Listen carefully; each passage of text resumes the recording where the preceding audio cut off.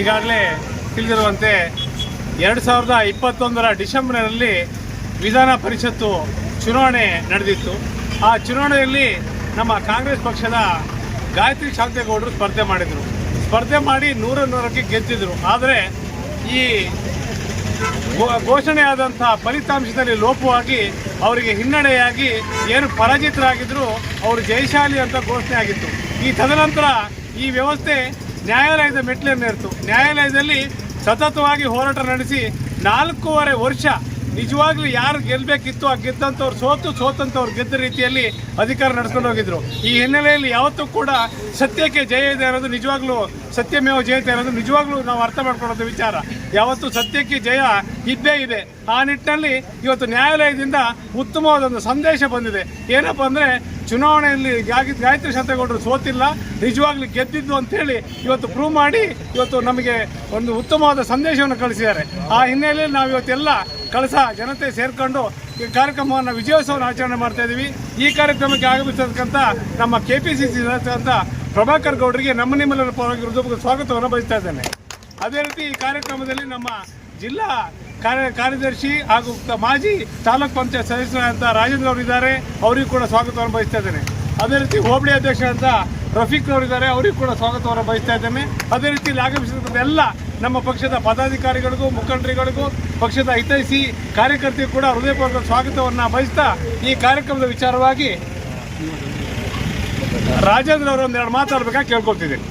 ಬಂಧುಗಳೇ, ಏನು ಇವತ್ತಿನ ದಿವಸ ಸುಪ್ರೀಂ ಕೋರ್ಟಿನ ಒಂದು ತೀರ್ಪಲ್ಲಿ ಗಾಯತ್ರಿ ಶಾಂತೇಗೌಡರು ಏನು 4.5 ವರ್ಷದ ಹಿಂದೆ ವಿಧಾನ ಪರಿಷತ್ ಚುನಾವಣೆಯಲ್ಲಿ ಅಲ್ಪ ಮತದಿಂದ ಪರಾಭವಗೊಂಡಿದ್ರು ಅನ್ನುವಂಥ ಒಂದು ಫಲಿತಾಂಶ ಬಂದಿತ್ತು.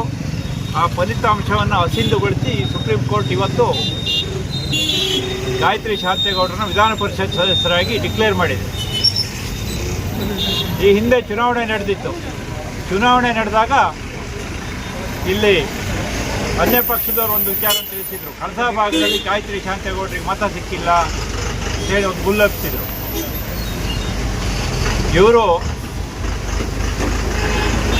ಇವತ್ತಿನ ದಿವಸ ನಮಗೆ ಈ ಫಲಿತಾಂಶದಿಂದ ಅಂಥ ಒಂದು ಸುಳ್ಳು ಆರೋಪ ನಮ್ಮ ಮೇಲೆ ಮಾಡಿದ್ದು ಸರಿಯಾದ್ದಲ್ಲ ಅಂತ ಹೇಳಿ ನಾವು ಹೇಳೋದಕ್ಕೆ ಇಚ್ಛೆ ಪಡ್ತೇವೆ.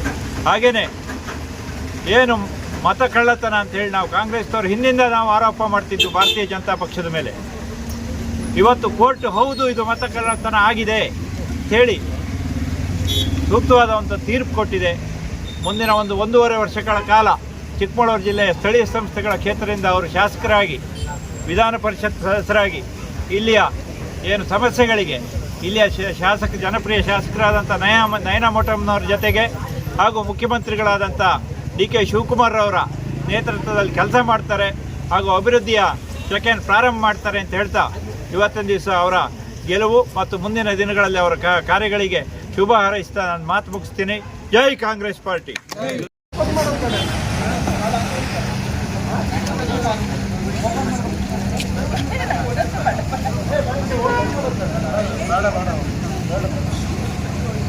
ಕಳಸದಲ್ಲಿ ಕಾಂಗ್ರೆಸ್ ಕಾರ್ಯಕರ್ತರಿಂದ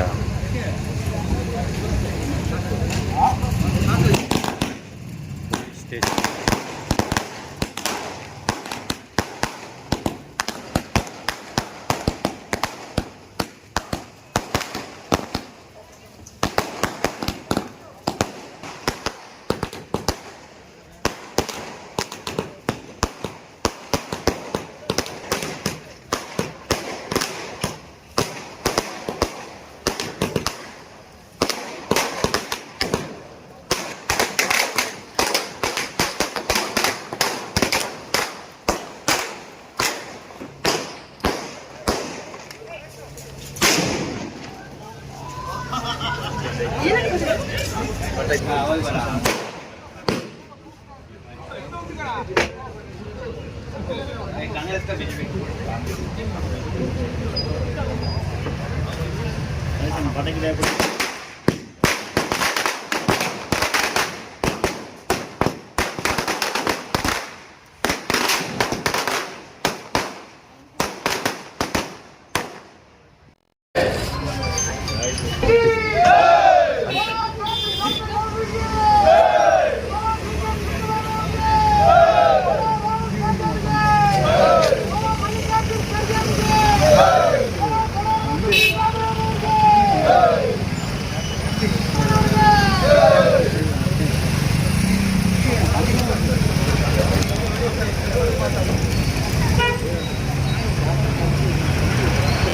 ನಮ್ಮ KPCC ಸದಸ್ಯರಂತ ಪ್ರಭಾಕರ್ ಗೌಡ ಒಂದೆರಡು ಮಾತಾಡೋದಕ್ಕೆ ಕೇಳ್ಕೊಳ್ತೀವಿ. ಎಲ್ರಿಗೂ ನಮಸ್ಕಾರ. ಕಾಂಗ್ರೆಸ್ ಪಕ್ಷದ ಕಾರ್ಯದರ್ಶಿಯವರೇ ಹಾಗೂ ಹೋಬಳಿ ಅಧ್ಯಕ್ಷರೇ ಹಾಗೂ ಜಿಲ್ಲಾ ಕಾಂಗ್ರೆಸ್ಸಿನ ಸದಸ್ಯರೇ, ಕಾರ್ಯದರ್ಶಿಗಳೇ ಹಾಗೂ ಎಲ್ಲ ಕಾಂಗ್ರೆಸ್ಸಿನ ಮುಖಂಡರೇ, ಈಗಾಗಲೇ 4 ವರ್ಷದ ಹಿಂದೆ ಏನು ಚುನಾವಣೆ ನಡೆದಿತ್ತ ಸ್ಥಳೀಯ ಸಂಸ್ಥೆದು, ಅದರಲ್ಲಿ ಇವರು ಗೆದ್ದಿದ್ರು. ಆದರೂ ಕೂಡ ಅವ್ರು ಸೋತಿದ್ದಾರೆ. ಪಟ್ಟಣ ಪಂಚಾಯತಿಯಲ್ಲಿ ನಾಮನಿರ್ದೇಶನ ಸದಸ್ಯರು ವೋಟ್ ಮಾಡಿದೆ, ಇದಕ್ಕೆ ಮುಖ್ಯ ತಪ್ಪು. ಇದನ್ನು ಅವತ್ತು DC ಮುಂದೆ ಕೂಡ ಮಣ್ಣೆ ಮಾಡಿದರು, ಅರ್ಜಿ ಹಾಕಿದರು. ಆದರೂ ಕೂಡ DC ಘೋಷಣೆ ಮಾಡಿದರು.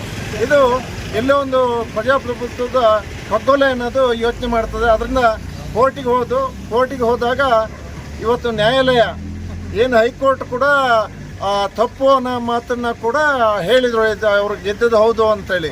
ಅದನ್ನು ಸುಪ್ರೀಂ ಕೋರ್ಟಿಗೆ ಹಾಕಿದರು. ಸುಪ್ರೀಂ ಕೋರ್ಟಲ್ಲೂ ಕೂಡ 1.5 ವರ್ಷ ಇದೇ ಥರ ತಳ್ತಾ ಇವತ್ತು ಆರ್ಡ್ರ್ ಮಾಡಿದ್ದಾರೆ.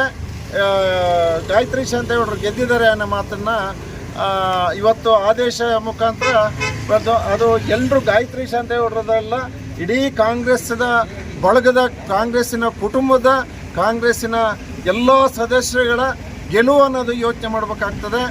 ಇಡೀ ಜಿಲ್ಲೆಯಲ್ಲಿ ಹಿಂದೆ ಕೂಡ ವಿಧಾನ ಪರಿಷತ್ ಸದಸ್ಯರಾದಾಗ ಸಾಕಷ್ಟು ಕೆಲಸ ಮಾಡಿದರು. ನಮ್ಮ ಕಳಸಾ ಹೋಬಳಿಗೆ ಸಾಕಷ್ಟು ಕೆಲಸ ಮಾಡಿದರು.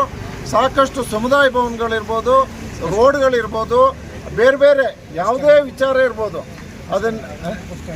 ಅದನ್ನೆಲ್ಲದೂ ಕೂಡ ಬಸ್ ಸ್ಟ್ಯಾಂಡ್ ಕಟ್ಟ ಸಹಿತ ಇಲ್ಲಿ ಮಾಡಿದರು. ಅವರ ನೇತೃತ್ವದಲ್ಲಿ ಮಾಡಿರುವಂಥದ್ದು ರೋಟರಿ ಸಂಸ್ಥೆ ವತಿಯಿಂದ ಈ ಥರ ಹಲವಾರು ಕೆಲಸಗಳನ್ನು ಮಾಡಿದ್ದು.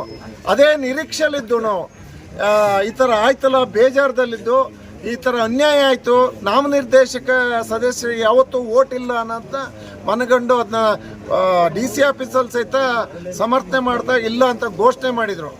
ಅವತ್ತು BJP ಸರ್ಕಾರ ಇತ್ತು, ಘೋಷಣೆ ಮಾಡಿದರು. ಘೋಷಣೆ ಮಾಡಿ ತದನಂತರ ಇದಾಕಿ ಇವತ್ತು ಸುಪ್ರೀಂ ಕೋರ್ಟ್ ಆರ್ಡರ್ ಮಾಡಿದೆ. ಇದು ನ್ಯಾಯಕ್ಕೆ ಸಲ್ಲದ ಜಯ ಅನ್ನೋದನ್ನ ಇವತ್ತು ಆಗ್ತದೆ. ಅವತ್ತು ಏನು ರಾಜೇಂದ್ರ ಪ್ರಸಾದ್ ಇವತ್ತು ಏನು ಹೇಳಿದ್ರ ಹೆಬ್ಬಾರರು, ಏನು ಇಲ್ಲಿ ಕಳಸಾ ಭಾಗದಲ್ಲಿ ಅವತ್ತೊಂದು ಸ್ಟೇಟ್ಮೆಂಟ್ ಕೊಟ್ಟರು. ಈ ಥರ ನಾವೆಲ್ಲ ಏನು ಕಾಂಗ್ರೆಸ್ ಪಕ್ಷದವರು ಹಿನ್ನಡೆ ಆಗಿದೆ, ಸದಸ್ಯರು ಹಾಕಿಲ್ಲ, ಒತ್ತು ಕೊಟ್ಟಿಲ್ಲ ಅನ್ನೋ ಮಾತನ್ನು ಇವತ್ತು ನಾಮನಿರ್ದೇಶನ ಸದಸ್ಯರು ಓಟ್ ಹಾಕಿ ಈ ಥರ ಮಾಡಿದ್ದಕ್ಕೆ ಇವತ್ತು 4.5 ವರ್ಷ ಅನ್ಯಾಯ ಮಾಡಿ ಹಾಳು ಮಾಡಿದರು.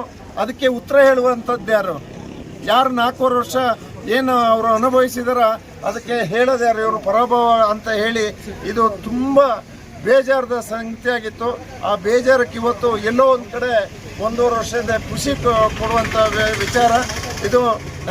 ನಮ್ಮ ಇಡೀ ಜಿಲ್ಲೆಗೆ ಸಂಬಂಧಪಟ್ಟಂಥ ವಿಧಾನ ಪರಿಷತ್ ಸದಸ್ಯರು, ಸ್ಥಳೀಯ ಸಂಸ್ಥೆ ಏನು ಇದೆಯಾ ಅವರು ಓಟ್ ಹಾಕಿ ಗೆಲ್ಲಿಸಿರುವಂಥದ್ದು ಅವ್ರ ಇಡೀ ಜಿಲ್ಲೆಗೆ ಸಂಬಂಧಪಡ್ತಾರೆ.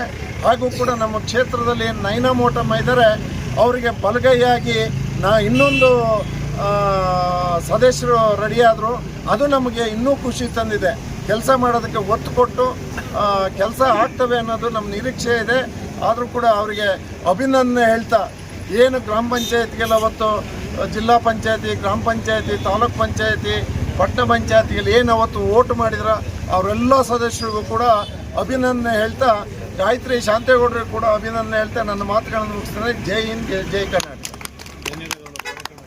ಈಗಾಗಲೇ ನಮ್ಮ ಕಳಸಾ ಭಾಗದಲ್ಲಿ ನಮ್ಮ ನಿಜವಾಗ್ಲೂ ಜನಪ್ರತಿನಿಧಿ ಏನು ಕಾಂಗ್ರೆಸ್ಸಿಂದ ಚುನಾಯಿತರಾದ ಪ್ರತಿನಿಧಿಗಳಿದ್ದು ಕೇವಲ 30ರಿಂದ 32 ಜನ. ಆದರೆ ಅವರಿಗೆ ಮತ ಸಿಕ್ಕಿದ್ದು ಕನಿಷ್ಠ 65ರಿಂದ 70 ಜನ ಇಲ್ಲಿಂದ ಮತ ಹಾಕಿದ್ದಾರೆ. ಈ ಮತ ಹಾಕಿದಂಥ ಎಲ್ಲ ಕಳಸಾ ತಾಲೂಕಿನ ಜನತೆಗೆ, ಏನು ಸದಸ್ಯರಿಗೆ, ಚುನಾಯಿತ ಸದಸ್ಯರಿಗೆ ನಮ್ಮ ಬ್ಲಾಕ್ ಕಾಂಗ್ರೆಸ್ ವತಿಯಿಂದ ಹೃದಯಪೂರ್ವಕ ಧನ್ಯವಾದಗಳನ್ನ ಈ ಸಂದರ್ಭದಲ್ಲಿ ನಾವು ಬಯಸ್ತಾ, ಗಾಯತ್ರಿ ಶಾಂತೇಗೌಡರಿಗೆ ಇನ್ನು 1.5 ವರ್ಷ ಅವಧಿ ಇದೆ. ಈ 1.5 ವರ್ಷ ಅವಧಿಯಲ್ಲಿ ಉತ್ತಮವಾದ ಕೆಲಸ ಮಾಡ್ತಾರೆ. ಆ ಮಾಡುವಂಥ ಶಕ್ತಿಯನ್ನು ಆ ಕಲ್ಯಾಣ ಕಳಸೇಶ್ವರ ಕರುಣಿಸಲಿ ಅಂತ ನಮ್ಮ ಬ್ಲಾಕ್ ಕಾಂಗ್ರೆಸ್ ವತಿಯಿಂದ ಶುಭ ಹಾರೈಸ್ತಾ, ಈ ಕಾರ್ಯಕ್ರಮದಲ್ಲಿ ಒಂದು ಕಾರ್ಯಕ್ರಮವನ್ನು ಯಶಸ್ವಿ ಮಾಡಿಕೊಟ್ಟಂಥ ನಮ್ಮ ಕಾಂಗ್ರೆಸ್ ಕುಟುಂಬದ ಎಲ್ಲ ಸದಸ್ಯರಿಗೂ ಕೂಡ ಹೃದಯಪೂರ್ವಕವಾದ ವಂದನೆಗಳನ್ನು, ಹಾಗೂ ನಮ್ಮ ಮಾಧ್ಯಮ ಮಿತ್ರರಿಗೂ ಹಾಗೂ ಅರಣ್ಯ ಎಲ್ಲ ಸಿಬ್ಬಂದಿಯವರಿಗೂ ಕೂಡ ಹೃದಯಪೂರ್ವಕವಾದ ವಂದನೆಗಳನ್ನು ಈ ಸಂದರ್ಭದಲ್ಲಿ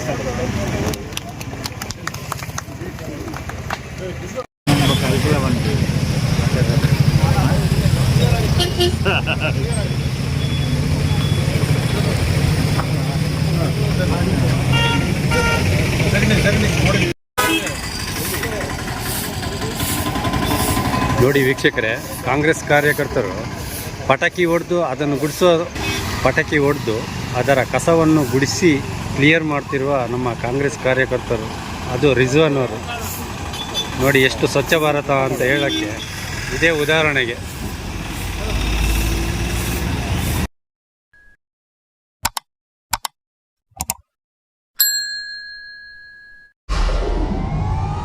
ವಿಡಿಯೋ ನೋಡಿದ್ದಕ್ಕೆ ಧನ್ಯವಾದಗಳು.